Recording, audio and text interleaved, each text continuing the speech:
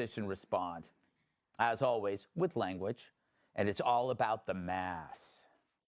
The mass deportations that Donald Trump has promised. The mass deportation pledge that Trump has promised this time around. Trump's new border czar, who will be tasked with carrying out Trump's mass deportation promises. The plans for mass deportation. How Trump will fund this mass deportation plan. A lot of people thought that when he talked about mass deportations, he wasn't being serious. He was absolutely serious. What it means is grandmothers. What it means is brothers and aunts. Yep. What it means is abuelos y abuelas. It means dreamers. It means family members.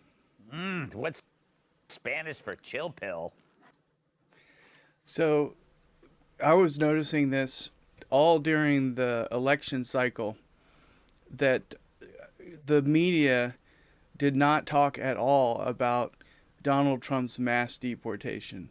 There's nothing more aggravating, probably, to the liberal than the thought that Donald Trump is going to come in and just deport as many people as he can who are here illegally. And yet they were absolutely silent on it. And the reason is that it was a winning issue. Most people recognize that 9 to 11 million people that came into this country over the last 3 years are not helping us as a nation to thrive. And most people were actually for the mass deportation.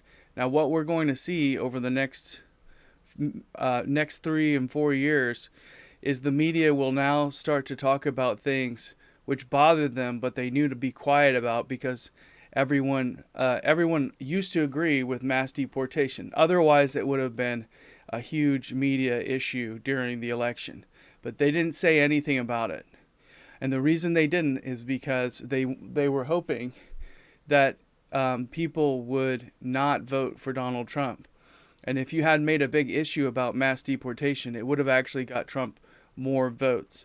But now the media will do what it does. It's going to start spinning this stuff in such a way that people will be all fired up about it, as if, they're going to be sending your abuelas and your whatever, your mimis and papas.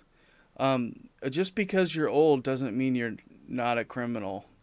Just because you're old is not an excuse, is not a reason why that you should be in America.